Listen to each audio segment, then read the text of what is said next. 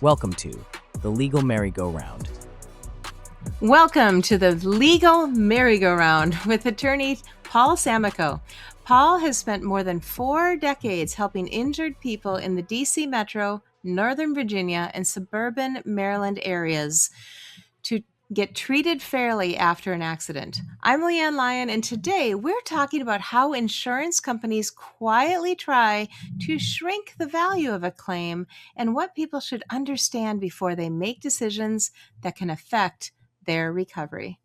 Paul, when someone has just been hurt in a crash, what are some of the first ways an insurance company starts trying to minimize what the claim is worth? Insurance companies have what they call first call. They get notice that you've been involved in a collision, and they pick up that phone before you can even, brush your teeth. And the purpose is to act like they're your friends, and oh, we're so sorry this happened to you. We're going to take care of your car. Don't worry. And you should probably just, if there's any pain, get yourself to one of those clinics or a local hospital, and we'll cover the expense of that, and we'll give you another 150, $200, for your time and your aggravation. That's what they call a first call. And when they're successful, sometimes they even get bonuses. It's nauseating. Don't ever, ever, ever accept that kind of resolution of an injury claim. Sure, let them get involved with fixing your car, but do not accept any money or agree to anything at all for the injury portion of your claim. You don't know, to the extent of your injuries, what's going to happen to you. Adrenaline goes to your brain, and it creates a situation where you're not feeling, your brain isn't registering pain that might be in your neck or your lower back or other parts of your body, because the adrenaline is flooding your brain. So after a day or two, sometimes even 3, the adrenaline floats back down. And now all of a sudden it's like, oh, I feel like a truck ran over me. And kinda that's what did happen. And so paying for that first hospital bill, another 100, 200, $300 for your suffering, is wholly inappropriate. So beware of what we call the first call effort to resolve your case. Because if you agree to that, no matter what happens later, you're stuck. You're just getting the bill paid for the hospital and another couple of $100, and that's it. It's too late. They're not going to compensate you for anything else. Are you saying that after an accident, you're really not in a place to make any major decision about the accident and its potential compensation? Well, that's exactly correct.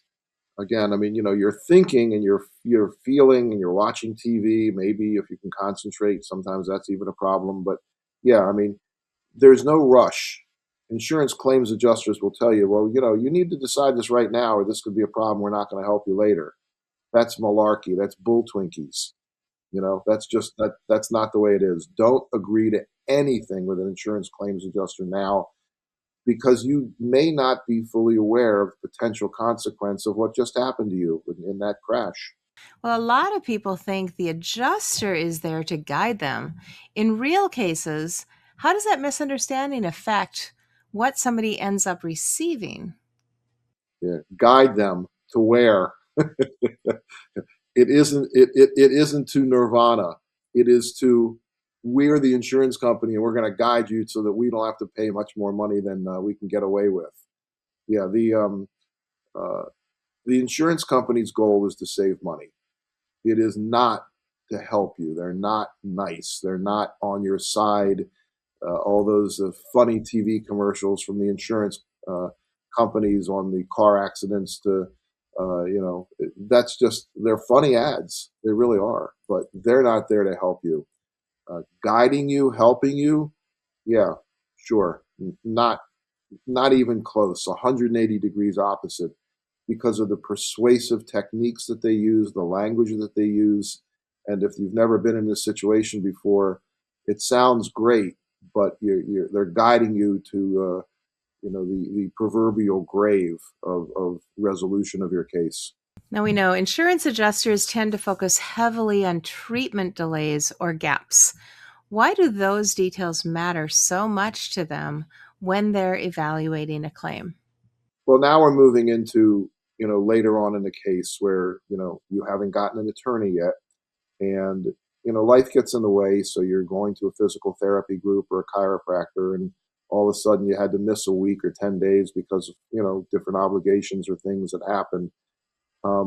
And the insurance claims adjusters will use anything they can to argue with you, but in a nice way because they want you to ultimately agree with them, uh, with agree with an offer that they'll make, and they'll try and convince you their settlement offer, their financial compensation to you, uh, isn't what you might want it to be because you didn't go to therapy, for 6 days after the accident, or you missed 2 weeks from your therapy. You couldn't have been that badly hurt. Those are just some of the ploys and some of the things that they will say to try to convince you that your claim isn't worth that much. Now, truth be told, yeah, I mean, we expect people are going to do what they need to do. And a long delay in getting first medical care, or even if you went to the doctor or your family doctor or primary care, or you did go to the local clinic or the hospital right after the accident, but then it was, 2, 3, 4 weeks later, the longer it is, yeah, I mean, honestly, it doesn't look like you're hurt because we again subscribe to the notion that if you're hurt, you're going to do what you need to do. I have clients come in, when they tell me, it was 7 weeks later and they'd never been to the doctor or the hospital, and I look at them and I say, are you a parent? Yes, I'm a parent. I bet you're a good parent, and of course they always agree they're a good parent.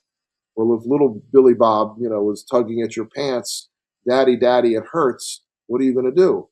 Well, I'm going to take little Billy Bob to the doctor. Right. Well, how come you didn't do that for yourself? Well, I had to work. I didn't have money for, to pay the bills. I don't have insurance. I was afraid I was going to lose my job.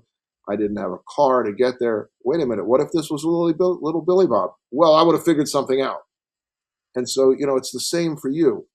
And, again, I mean, I'm not going to draw a line and say that, 6 days or 10 days or 15 days is the line. But just understand the longer you delay in getting to medical care, the less credible it is that you needed it. And once you've started that care, if there are continuous gaps, you went once a week and then you stopped for 4 weeks and then you went two more times, again, that looks like, when you're reading a medical record, that you weren't hurt. And so insurance adjusters will pick that up and will use those things. It's a sliding process of analysis of when you started and how much you went and how often you went. So there's no answer to what is a correct analysis of that. Only that if you're hurt, you should get medical care and follow the instructions of your doctor. Quick settlement offers sound so appealing when somebody is scared or overwhelmed. What tends to happen when a person accepts that first offer before understanding the full impact of their injuries? Well, sure, thanks. I mean, that's pretty much the same thing we were talking about it right at the top. We call those first settlement offers, and a lot of times it may not be the day after, but it could be within a week. Um, I strongly, strongly advise never to accept an offer from an insurance company until you are 100% sure that you are fine.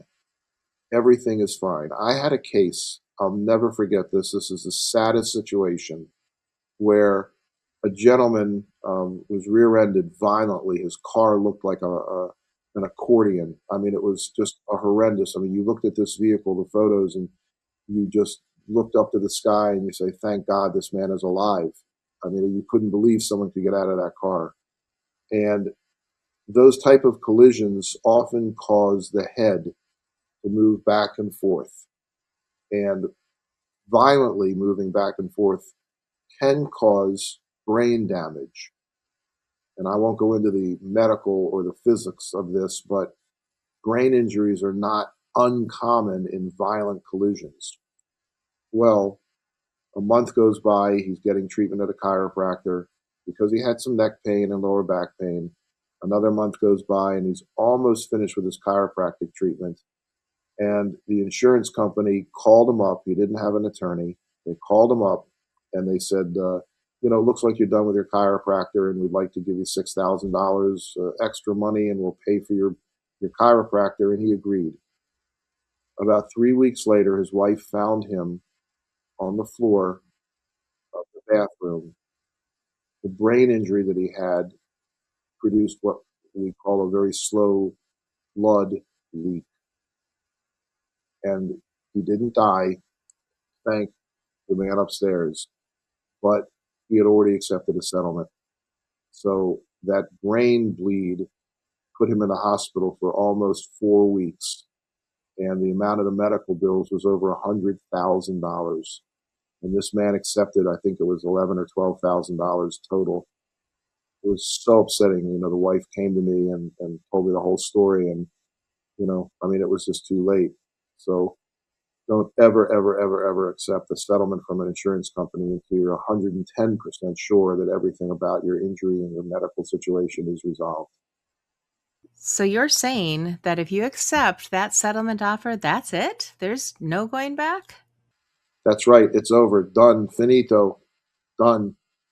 Paul, you've seen so many claims over the years. What everyday behaviors, things people don't even realize they're doing, give insurers more room to undervalue a case? There's a lot of things. I'll go through a few of them that are top of mind. The first thing is when you're talking to insurance adjusters, never tell them you're okay. Just say, I'm still attending, medical treatment with a physician, therapy, chiropractor, whatever it is, neurologist, orthopedic doctor. Don't ever, ever, ever, ever say you're okay because they're going to use that against you. The second thing is that in today's world, seemingly everybody and their grandmother is on social media. Do not photograph or post anything on social media that would in any way, shape, or form signal that you're okay. In other words, I had a guy who was at a beach, on vacation with his family about a week and a half after an accident. The vacation had been planned, so they went. He was in a lot of pain, but he's standing there on the beach looking out at the ocean, and his little 6-year-old girl comes over to him, Daddy, Daddy, it's so a nice middle of the day afternoon. Pick me up, Daddy. I mean, how many of us have had that experience with their kids? Pick me up. I don't know why kids love to be picked up. Every time I go to Florida, my granddaughter's like, pick me up, Grandpa, pick me up. So you pick her up, throw me on the couch. And again. And it's like, oh my gosh. Anyway, the guy picks up his little girl, 6-year-old little girl, and picks her up. And, she's, dancing around and he puts her down. If that had been filmed, it would look like he's fine. It's one moment, 30 seconds of extending joy to his daughter that he made a decision and he paid the consequences for it later.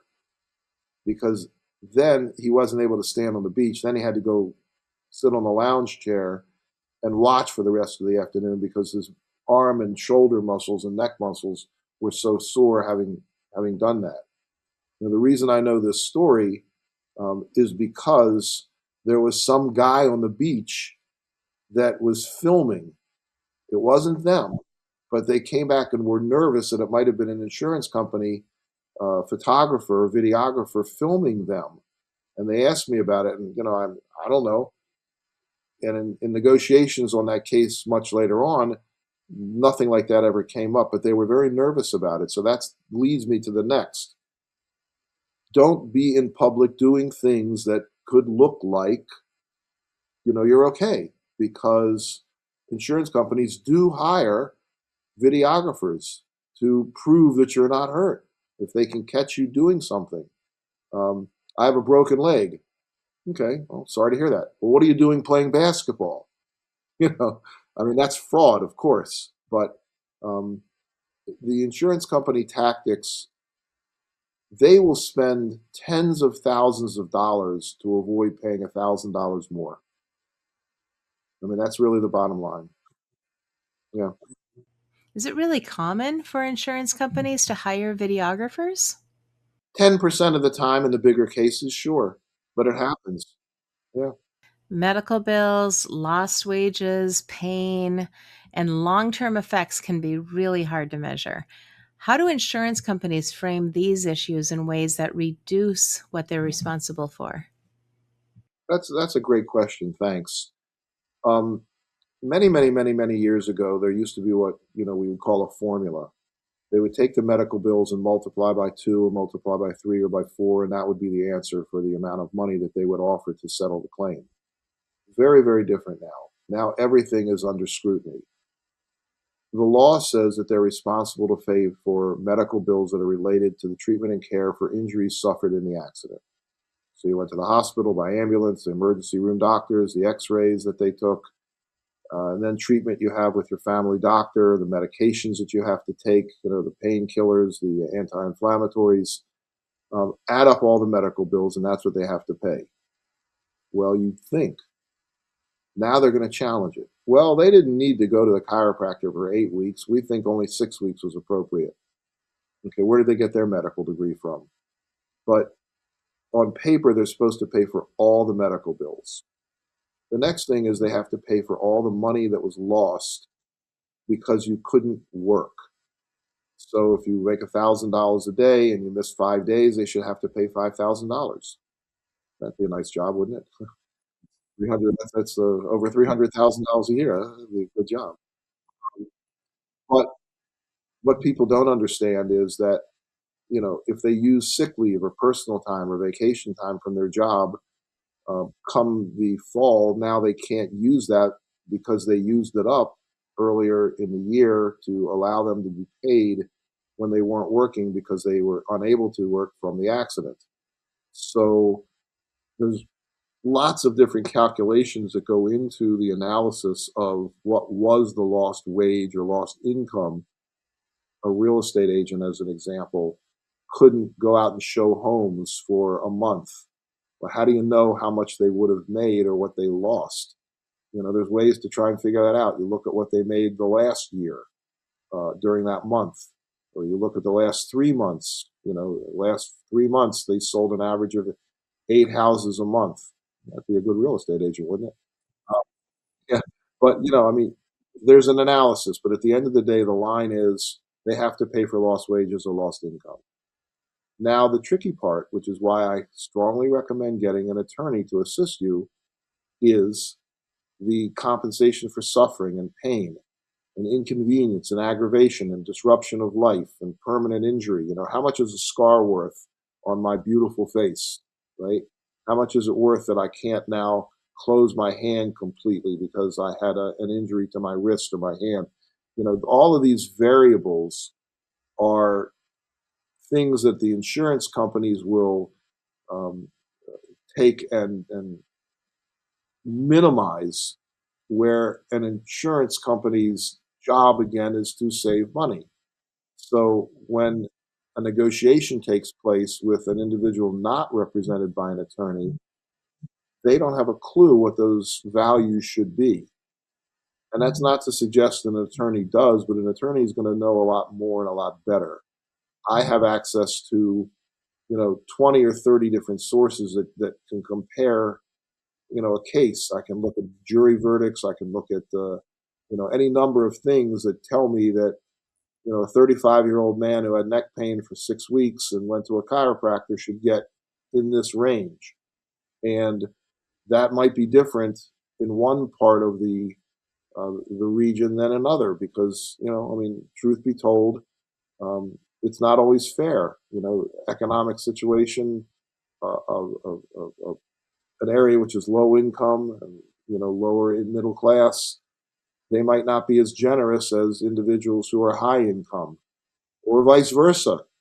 So there is no answer, but the concept is the insurance companies are going to minimize it to get fair, reasonable, appropriate compensation and maximize what should be given. An attorney is needed because an attorney has that history, has that experience, has that knowledge to be able to first present the case properly and next get a much better understanding of true value.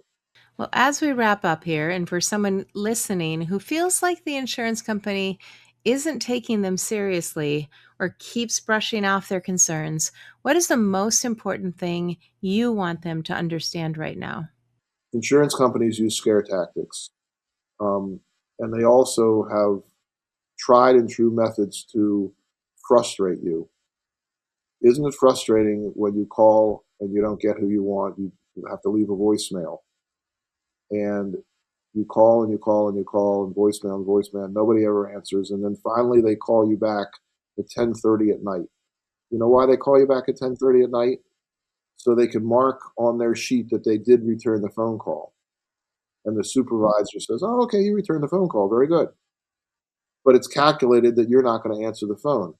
And then when you finally do get a hold of them, well, I did call you back. Yeah, goof. At 10:30 at night, I was sleeping. The frustration leads to a resignation for most people. Okay, fine, let's just get this over with. I'm tired of having to call you. What people should understand is that, again, the insurance company is not on your side. They're not there to help you. Their goal is to save money or to prevent uh, money being sent out to you. They use delay tactics. Um, they lie. Insurance companies lie. And they do this not only for injury claims, they do this for things like getting your car fixed. It's highly, highly upsetting, aggravating. And again, I've been an attorney now for 46 years, and my life is one now just really trying to help people. In the process, sure, I make money. I mean, I'm not going to deny it. I worked for it. I earned it. I went to school for a long time. I've got a lot of experience. I do good work, but I don't get up every morning and say, how much money can I make today? I get up and say, can I change the life of somebody just a little bit for the better? Can I help them? That gives me a great deal of personal satisfaction. And so I say all these things leading up to get an attorney. Get an attorney. People think if I get an attorney, they're going to take up all the money. They're going to eat up all the money. I won't have there be no money left for me. Well, that's just not the case. Attorneys work on injury claims on what is called a contingent fee, a percentage of the money that they get for you. And even after the attorney's fee is reduced or is taken out from the money recovered, people get on average 3 times more than they would ever get by themselves. And insurance company statistics prove this. I'm not making this up. Go to the Insurance Institute and look that up. Insurance Institute, look it up on Google or on the web. You can find that if you dig down deep enough. That's a real fact. They want to know why? Not because I'm necessarily smarter than you. I have experience that you don't have. I can't do what you do, but you can't probably do what I do as well as I do it. The legal system was not designed for individuals who don't have legal training and don't know the rules and the procedures. And so one thing that I have that most people that are not, well, one thing I have that people that are not lawyers don't have is that I can threaten the insurance company to go to court. A non-lawyer can't do that. A non-lawyer is going to recognize an offer is not a good one, and they're going to say, oh, I'm going to go get a lawyer. Statistics prove that they don't. More often than not, they don't. So the insurance company wins. With an attorney, a lawsuit can be filed. Then the insurance company is like, oh, all right, well, we'll give you a little more and a little more, a little more. And we get what we want more often than not. Most cases don't go to court. Very, very, very few cases actually end up in a courtroom with a trial. Sometimes they do, but you know, that's backing the bear up to the wall and the bear is protecting her cubs. It doesn't happen too often because the person approaching the bear recognizes that there's a problem getting too close, so they back away. That's what the insurance companies do. They back away. They'll give you what you want ultimately, but you have to have that threat. So, just my 2 cents worth after 46 years doing this. Well, that's it for today's episode of the Legal Merry-Go-Round with attorney Paul Samakow. If you've been injured and you're looking for clear answers, Paul and his team are here to help you navigate the stress, the paperwork, and the insurance company so you can focus on getting better. To learn more or schedule a free strategy session, visit samakowlaw.com, and remember to like, subscribe, and share the show so more people can get the guidance they need after an accident. Thank you, Paul. Thanks for watching. Be sure to hit that like and subscribe button and leave us a review in the comments.